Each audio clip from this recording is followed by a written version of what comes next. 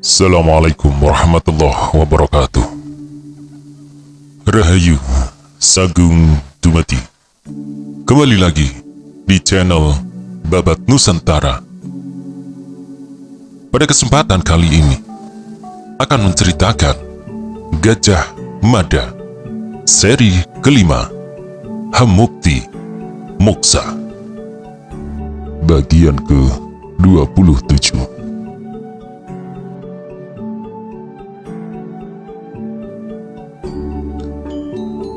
Gajah Mada menyimak pendapat itu dan merenungkannya. Lalu tanya Tradu yang tak sabar ingin segera mengetahui kelanjutannya. Gajah Mada kembali mengayunkan bendu di tangannya. Air kelapa muda keempat akan segera menyusul masuk ke dalam perutnya. Kemudian Gajah Mada menjawab pertanyaan Tradu dengan lengkap dan tegas. Para nelayan itu terkejut.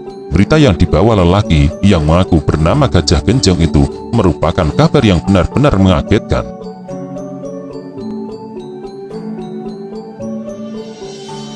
Gajah Mada dicopot dari jabatannya. Gajah Mada mengangguk. Itulah nasib menyedihkan yang dialami Gajah Mada yang terjatuh dari puncak ketinggiannya. Jatuh macam itu pasti menyedihkan sekali, pahit sekali, jawab Gajah Mada. Hening datang menyelinap, tak seorang pun nelayan yang mengelilingi Gajah Mada yang berbicara. Pesona yang akan tertinggal sungguh menggetarkan, sangat mengagetkan. Dalam keadaan yang demikian, Damar Kanginan tiba-tiba berdiri.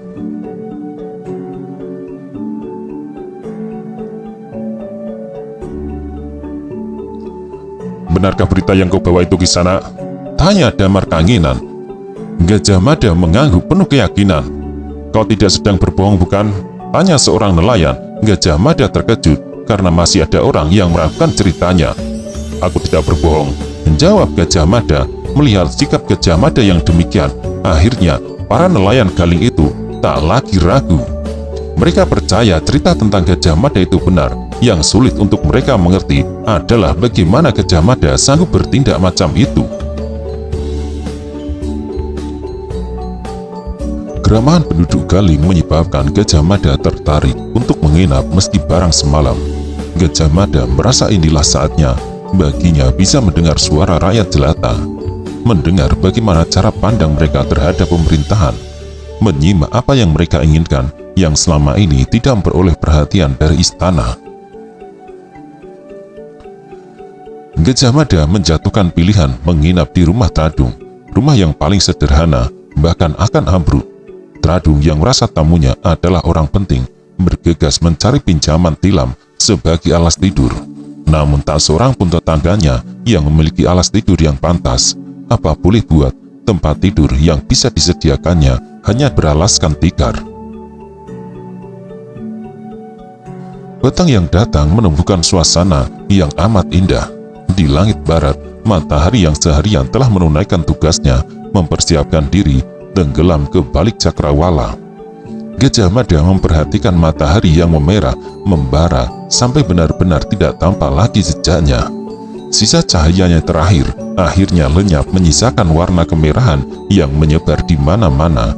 Akan tetapi, sejenak setelah itu, Gajah Mada segera mengerutkan kening karena mendengar sesuatu. Suara apa itu? Tanya Gajah Mada dalam hati. Gajah Mada menyimak alunan suara itu dengan penuh perhatian. Namun tetap saja Gajah Mada tidak bisa menunjukkan jenis tembang apa yang dilantungkan orang tepat di petang hari itu. Tembang apa itu? Tanya Gajah Mada. Tradung termangu. Itu bukan tembang tuan, jawab Tradung. Tetapi itu suara adzan. Suara panggilan bagi umat Islam agar ingat kepada penciptanya. Gajah Mada tidak segera memahami penjelasan itu. Akan tetapi, Gajah Mada tidak berniat mengejar dengan pertanyaan lain. Petang berlanjut ke malam, Gajah Mada lebih senang berada di luar rumah. Gajah Mada bergabung dengan penduduk Galing yang mengelilingi perapian. Bau ikan menyebar dari perapian itu karena beberapa jenis ikan yang telah dibumbui dibakar. Bersamaan dengan itu, di perapian yang lain, nasi sedang ditanak. Belum pernah aku menikmati keadaan macam ini, kata Gajah Mada dalam hati. berita tentang Tradung yang kedatangan tamu telah menyebar dari ujung ke ujung deretan rumah memanjang di sepanjang pantai itu. Gajah Mada melihat ketulusan yang bersih yang diberikan para nelayan itu. Mereka berdatangan ke rumah Tradung untuk memperkenalkan diri. Macam-macam yang mereka bawa. Berita yang dibawa Gajah Mada tentang perang Bubat juga telah menyebar. Itulah agaknya yang memancing rasa ingin tahu para nelayan itu. Mereka ingin mendengar berita itu secara langsung dari pembawanya. Apa boleh buat, Gajah Mada harus mempersiapkan diri untuk kembali bercerita. Namun tiba-tiba sesuatu menggetarkan udara. Para nelayan terkejut bukan alang kepalang. "Ada apa?" tanya Gajah Mada. Suara titir itu berasal dari ujung perkampungan dan segera disambut dengan getar titir senada. Gajah Mada bertambah heran karena para penduduk perkampungan Galing berlarian setelah mendengar isyarat titir itu. Mereka bergegas berkumpul di rumah Kiai Gema Alang-alang. Gajah Mada heran melihat para wanita dan anak-anak tampak ketakutan. Para lelaki telah bersiap menghadapi keadaan. Tangan mereka telah memegang senjata. "Ada apa?" tanya Gajah Mada bingung. Meski perhatian Gajah Mada ikut tertuju ke arah laut lepas, ia merasa belum memahami apa duduk persoalannya. "Siapa mereka?" tanya Gajah Mada. "Mereka perompak dari Madura." "Kalau sekedar perompak dari Madura yang sebenarnya sama-sama nelayan seperti kami tidak masalah. Yang menjadi masalah adalah di belakang mereka terdapat prajurit Majapahit. Para prajurit itu ikut menjara." Drupada memberikan jawaban. Penjelasan itu menyebabkan Gajah Mada kaget. "Prajurit Majapahit?" tanyanya tak percaya. "Ya," jawab Drupada, "mereka prajurit Majapahit yang pasti sedang lepas kendali karena terputus hubungan dari pimpinannya. Prajurit itu tidak ada yang mengendalikan. Pelakunya mungkin menganggap apa yang mereka lakukan tak ada yang ketahuan. Beberapa pekan yang lalu ketika kami bertemu dengan para nelayan dari Madura, terjadi bentrok. Para nelayan dari Madura itu berusaha merebut hasil tangkapan kami. Meski orang-orang dari Madura itu menyerang lebih dulu, mereka berhasil kami buat kocar-kacir. Seorang warga kami terbunuh, sementara 2 orang dari pihak mereka mati. Agaknya orang-orang Madura tidak puas dan kini melakukan serangan balik yang didukung prajurit dari Majapahit itu." Gajah Mada menyimak penjelasan itu dengan cermat. Drupada menyebutkan adanya prajurit yang mendalangi. Hal itu sungguh menarik perhatiannya. Gajah Mada melihat keadaan memang bisa berkembang ke arah yang tak diinginkan. Pandang mata Gajah Mada tertuju ke layar-layar jagung yang bergerak di bayangan gelap yang hanya diterangi oleh bintang-bintang dan bulan sepenggal. Nelayan Galing beruntung karena kedatangan perahu-perahu yang akan menjara itu dipergoki Sura Kemuda, salah seorang penduduk yang sedang melamun di tepi pantai, sehingga waktu sempit yang tersedia bisa dimanfaatkan untuk mempersiapkan diri. Paling tidak wanita dan anak-anak bisa diselamatkan lebih dulu. Jongkong dengan layar lebar itu kian dekat dengan bibir pantai. "Kalau jumlah mereka tidak banyak, kita lawan. Jika jumlah kita tidak seimbang dengan jumlah mereka, kita menghindar," ucap Ki Gema Alang-alang. Gajah Mada melihat orang bernama Ki Gema Alang-alang itu cukup berwibawa dan mampu memberikan kendali. "Bagaimana dengan rumah kita?" tanya seorang penduduk. Ki Gema Alang-alang melihat tak ada pilihan lain. "Apa boleh buat? Andai mereka membakar rumah kita akan membangun lagi," jawab Ki Gema Alang-alang menenangkan. Gajah Mada merasa amat kecewa. Ada prajurit Majapahit yang berperilaku seperti garong, menyebabkan Gajah Mada sungguh sangat kecewa. Prajurit adalah pengayom. Prajurit tidak hanya bertugas menjaga kedaulatan negara dari serangan musuh, namun prajurit juga harus memberikan perlindungan kepada rakyat. Jika apa yang dituduhkan orang Galing itu benar, prajurit itu harus mendapat hukuman setimpal dengan perbuatannya. "Akan kubuat mereka jera," ucap Gajah Mada geram. Dengan cekatan Ki Gema Alang-alang dan segenap lelaki mengatur beberapa wanita untuk segera bersembunyi di tempat yang telah disiapkan. beberapa orang lelaki juga telah mempersiapkan diri. Sebagai pelaut, orang-orang Galing telah terbiasa menghadapi kehidupan yang keras. Meski dalam keseharian mereka adalah orang-orang yang ramah kepada siapapun, manakala harga diri mereka diinjak-injak pihak lain, penduduk Galing itu tak segan-segan untuk mengangkat senjata. Makin lama, jongkong-jongkong di tengah laut itu makin dekat. Jumlah perahu yang mendarat itu ternyata cukup banyak. Ki Gema alang-alang yang telah menghitung jumlah perahu yang datang. Melihat kenyataan tidak mungkin melawan para penjara itu, jumlah penjara itu terlalu banyak, mungkin 3 kali lipat dari penduduk perkampungan Galing. Gila, Ki Gema alang-alang berdesis. Jumlah mereka terlalu banyak. Rupanya kita tidak punya pilihan lain. Kita harus menghindar. Ayo selamatkan diri kalian masing-masing. Segera tinggalkan tempat ini. Penduduk Galing yang telah siap menghadapi segala macam kemungkinan segera bergerak. Mereka mengambil pilihan yang mungkin terasa menyakitkan, yaitu bersembunyi. Dengan bergegas mereka mengendap-endap, kemudian lenyap di balik rimbunnya pandan laut yang banyak tumbuh di sepanjang pantai. Dari tempatnya berdiri, Gajah Mada memperhatikan apa yang dilakukan para prajurit penjara itu. Ki Gema alang-alang yang berdiri bersebelahan dengan Drupada, Tradung, Damar Kanginan, Ki Santa Parwa, Ki Pundak Gambir, dan beberapa tetangga ikut memperhatikan ulah mereka. Dari tempat mereka berada, terlihat orang-orang baru turun dari perahu itu bergerak dengan cekatan. Rupanya mereka telah membentuk beberapa kelompok, masing-masing bertugas mengamankan setiap rumah yang ada.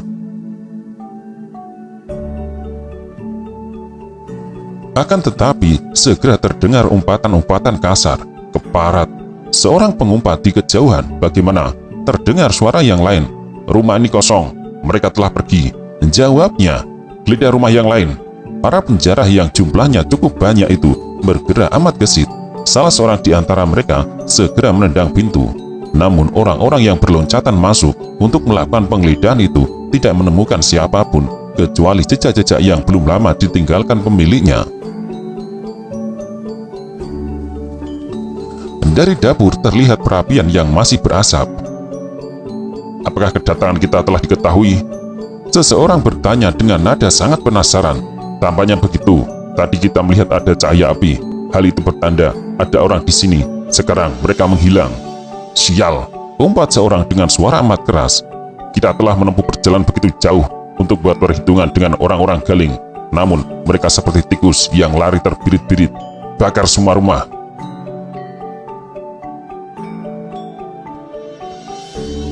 Orang yang beri perintah itu tampaknya pimpinan dari gerombolan penjara yang baru datang itu. Perintah itu segera dilaksanakan dengan cekatan. Beberapa orang menyalakan obor, kemudian dilemparkan ke atap gubuk di bibir pantai itu. Maka sejenak kemudian api berkobar. Seorang yang lain melakukan perbuatan yang sama. Rumah berikutnya yang berdekatan letaknya pun terbakar. Gajah Mada menggigil. Ia tidak kuasa menahan marah melihat perbuatan itu. Orang-orang gila, desis Gajah Mada. Perbuatan yang dilakukan para penjara itu benar-benar melukai hati penduduk Galing. Mereka yang menyaksikan api yang berkobar telah membakar 2 rumah, terpaksa hanya bisa menahan murka tanpa bisa berbuat apapun. Akan tetapi penjara itu makin beringas. Rumah ketiga mulai dipejamah api. Rumah-rumah penduduk yang tersebar memanjang dari arah barat ke timur. Sepanjang pantai itu terbuat dari kayu-kayu dan beratap rumbia yang mudah terbakar. Itulah sebabnya begitu api dilemparkan ke atas atap, apalagi didukung angin laut yang berembus deras, dengan cepat rumah itu berkobar. Tanpa keraguan, Gajah Mada justru melangkah ke bibir pantai. Kehadirannya segera terbaca para penyerbu. Ada orang di sana. Tiba-tiba di antara mereka ada yang berteriak keras. Mendengar isyarat itu, puluhan orang itu segera berlarian. Ki Gema alang-alang segera memberi isyarat untuk melarikan diri dan bersembunyi. Akan tetapi penduduk Galing terkejut melihat tamu mereka justru berjalan menyongsong orang-orang dari Madura itu. Dari balik rimbun pandan laut, penduduk Galing mengintip apa yang akan terjadi dengan segenap rasa cemas. Boleh diyakini tamu mereka akan mengalami nasib buruk. Hanya sejenak kemudian Gajah Mada telah terkepung rapat dan mustahil bisa meloloskan diri. Dari tempat persembunyiannya, Ki Gempa alang-alang dan beberapa orang lain menyaksikan dengan hati tegang. Gajah Mada yang menebar pandang mata akhirnya mengenali salah seorang dari rombongan penjara itu. Gajah Mada terhenyak. Sungguh ia tak menyangka di antara penyerang dari Madura itu memang benar ada yang berasal dari kalangan prajurit.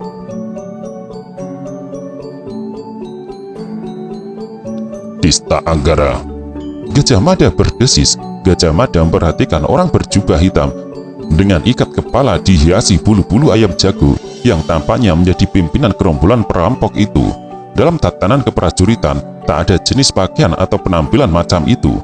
Apapun yang dilakukan Desta Anggara, agaknya yang bersangkutan ingin tampil beda agar tampak sangar dan menakutkan. Desta Anggara memegang sebuah dayung panjang. Hanya dengan sekilas melihat, Gajah Mada tahu bahwa dayung itu telah berubah kegunaan karena terdapat bilah besi yang tajam pada dua sisinya. Dengan bilah besi tajam macam itu, kegunaan dayung itu tak hanya untuk mengayuh ombak, tetapi juga sebagai pedang yang mematikan jika diayunkan ke leher. Dengan sekali tebas menggunakan dayung itu, kepala bisa terpisah dari badannya. Berani sekali kau sendirian menyongsongku, ucap Desta Anggara. Siapa kau? Apa kau penduduk perkampungan ini? Gajah Mada bergeser. Desta Anggara merasa aneh karena laki-laki di depannya menempatkan diri pada jarak amat dekat dengan penuh keyakinan. Laki-laki itu berdiri hanya beberapa jengkal dari depannya. Kalau aku penduduk perkampungan ini, kenapa? Balas Gajah Mada. Dari jarak yang cukup, Gajah Mada bisa melihat prajurit yang menjelma menjadi perampok itu benar-benar Desta Anggara. Gajah Mada sedikit merasa aneh karena Desta Anggara tidak mengenalinya. Bagus, kau pasti memiliki keterangan yang aku butuhkan. Kemana mereka semua? Tanya Desta Anggara. Mereka ketakutan melihat kedatanganmu, jawab Gajah Mada. Desta Anggara menebar pandang matanya menggerayangi malam. Ia mendapati betapa sepi tempat itu. Para penduduk tentu telah menyembunyikan diri. Kenyataan itu menyebabkan Desta Anggara tersadar akan adanya sesuatu yang aneh. Semua penduduk ketakutan dan pergi bersembunyi, namun lelaki bertubuh agak gemuk itu justru bersikap lain. Dengan penuh keyakinan orang itu menyongsongnya, padahal ia mempunyai kesempatan untuk melarikan diri. Sebenarnya siapa kau? Tanya Desta Anggara. Jika aku sebut namaku, kau akan ketakutan dan lari terbirit-birit, jawab Gajah Mada. Desta Anggara bertambah penasaran, demikian pula segenap anak buahnya. Justru karena itulah orang-orang laut yang baru turun dari jongkong itu diam semua. Mereka menyimak penuh perhatian pembicaraan yang terjadi. Hanya sekedar nama akan menyebabkan aku ketakutan? Tanya Desta Anggara heran, amat heran. Ya, kau akan menggigil ketakutan karena namaku adalah Desta Anggara, jawab Gajah Mada. Desta Anggara kaget. Butuh beberapa kejap bagi Desta Anggara untuk meredakan rasa kaget yang sesaat seperti memenuhi rongga dadanya. Dengan tatap penuh selidik, Desta Anggara memperhatikan wajah lelaki yang menyebut dirinya juga bernama Desta Anggara itu.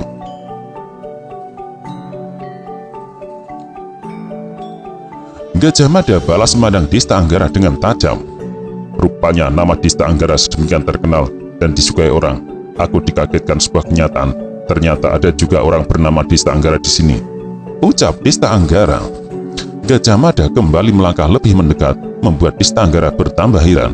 Penduduk Galing yang bersembunyi di balik rimbun padang laut terkejut melihat kenyataan tamu mereka yang mengaku bernama Gajah Kinjung itu ternyata seorang pemberani.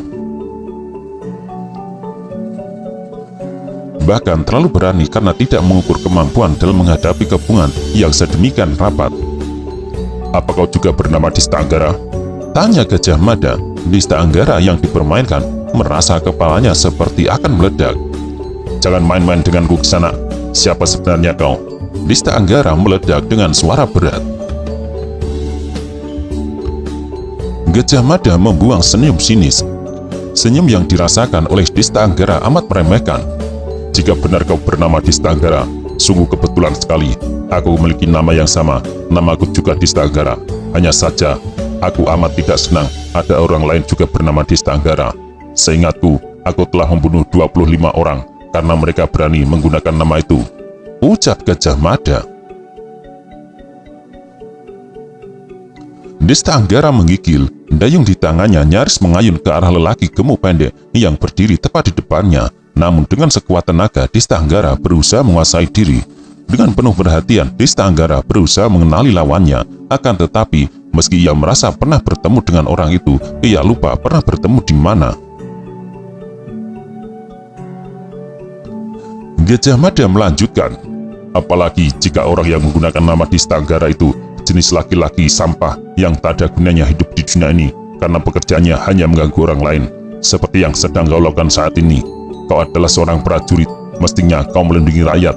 Jauh-jauh kau datangkan ke tempat ini, ternyata hanya untuk melukai hati penduduk Galing.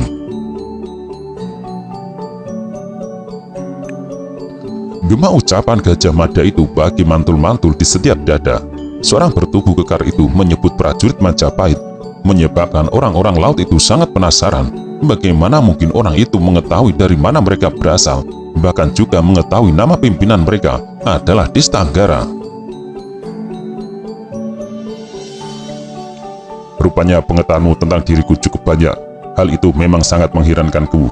Tetapi justru karena itu kau mengalami nasib buruk. Kau harus menjelaskan kepadaku siapa sebenarnya kau, kata Desta Anggara. Gajah Mada tertawa. Kau masih belum sadar juga atas mimpi burukmu saat ini, Desta Anggara? Tanya Gajah Mada. Desta Anggara menjadi bingung. Laki-laki depannya tak menjadi gentar. Sebaliknya, sikapnya malah membuatnya penasaran. Hai orang-orang Madura dan prajurit Majapahit. Tiba-tiba Gajah Mada bertiar lantang. Aku tak mau di antara kalian ada yang meninggalkan tempat ini sebelum rumah-rumah yang dibakar itu dibangun kembali. Jika tidak, kalian semua akan binasa di tempat ini. Terlebih-lebih bagi para prajurit Majapahit yang terbukti telah menyalahgunakan jabatannya untuk berbuat jahat.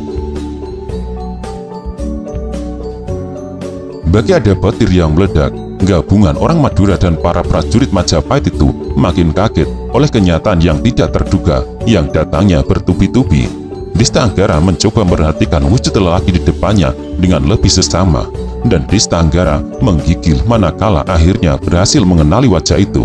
Wajah yang menyebabkan ia mendadak merasa lemas dan tak punya kekuatan untuk berdiri. Kau sudah bisa mengenali siapa aku, Desta Anggara? Gajah Mada bertanya dengan nada tajam mengiris. Betapa gugup Desta Anggara. Kau Mahapati Gajah Mada, ucap Desta Anggara dengan suara serak dan amat bergetar. Desta Anggara merasa tanah tempat kakinya berpijak terbelah. Sepasang kakinya seperti terjepit di belahan tanah itu. Sikap Desta Anggara berubah sama sekali, bahkan lelaki berangasan itu tiba-tiba buyutan. Kaki dan tangannya gemetar tidak terkendali.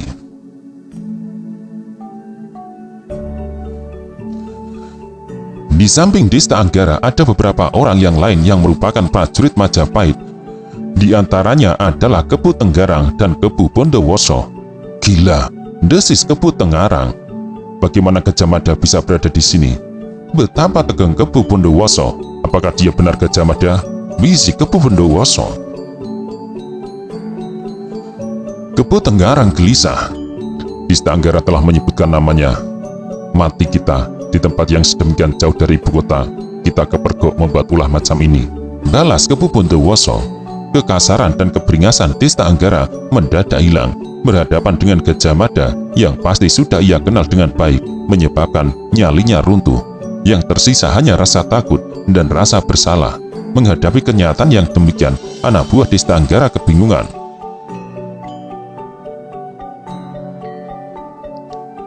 Bagaimana Desta Anggara? Desak Gajah Mada.